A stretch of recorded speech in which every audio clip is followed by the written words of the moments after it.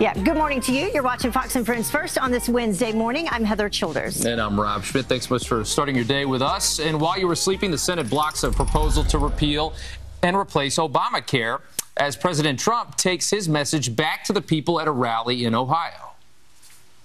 I'm here this evening to cut through the fake news filter and to speak straight to the American people. Your hopes are my hopes. Your dreams are my dreams.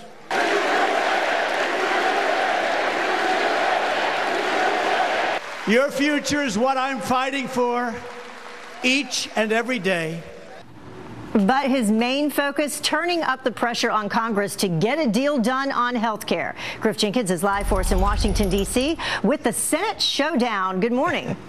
Good morning, Heather and Rob. Well, they cleared the first hurdle, opening the debate, and that wasn't easy, with Vice President Pence casting the tiebreaker. Two Republican senators, Susan Collins and Lisa Murkowski, voting against it. And it would not have been possible without the brave, heroic return of Senator John McCain, as President Trump acknowledged in last night's rally. This was a big step. I want to thank Senator John McCain.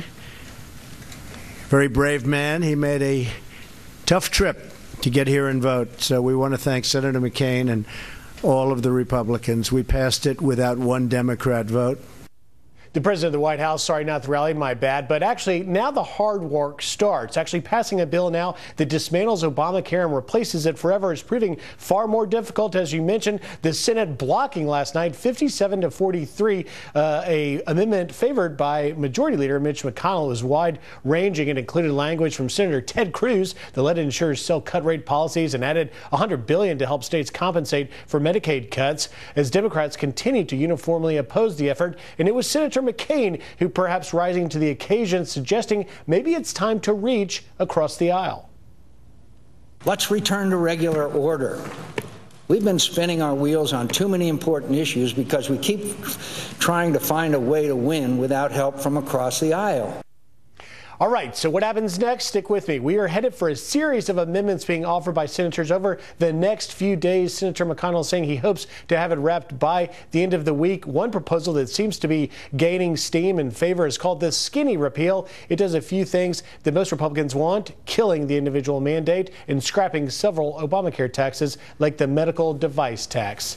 Guys? That's the one that Rand Paul's going to hate, the skinny repeal. Yeah. All right, Griff, thanks so much. Yeah. And he voted against the one last night, the Ted Cruz amendment. A number of Republicans did. Yeah, that was a big setback. But it was nice to see the president out amongst his people in Youngstown, Ohio. I think that's definitely his element. I think he should do a lot more of that.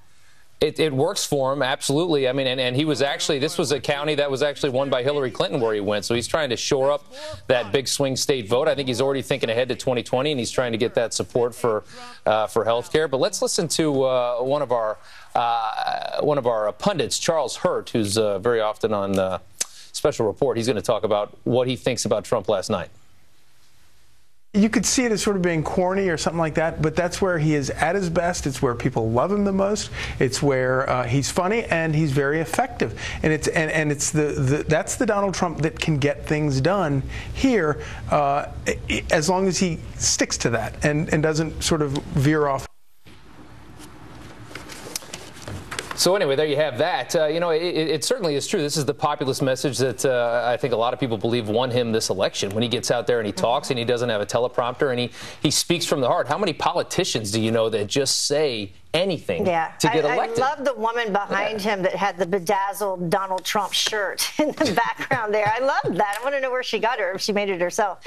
But, the thing is, I think that he should go to every state where those senators are blocking or voting no for the health care amendments at this point, and he needs to talk directly to those people in those communities and those states about the health care bill and why they would like it. Yeah, and I mean, they've made the point that, it wasn't easy to get Obamacare put in the first place. I mean, President Obama at the time made a number of speeches to try and push this thing through, and I think the president is just now getting that message, say, we got to get out there and really push this thing. And then get above and in front of the message in the media, and in order to do that, he has to talk about some other things that will be on his agenda. And here's what he said about building the wall. After spending billions of dollars defending other nations' borders, We are finally defending our borders.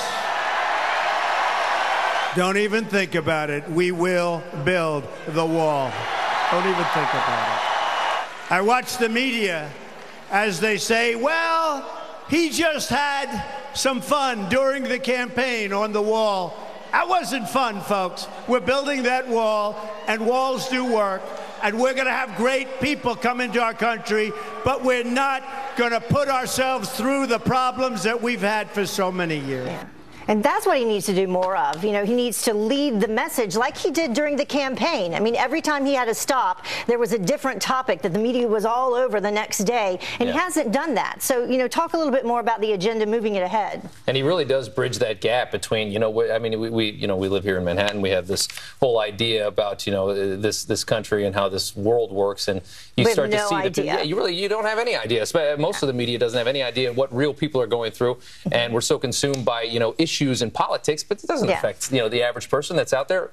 The president understands that. Healthcare, the economy, all of those issues. Yeah, very good stuff. All right, let's go to headlines now. An IT staffer who worked for Debbie Wasserman Schultz is under arrest, charged with bank fraud. Fox News has learned Imran Awan was taken into federal custody.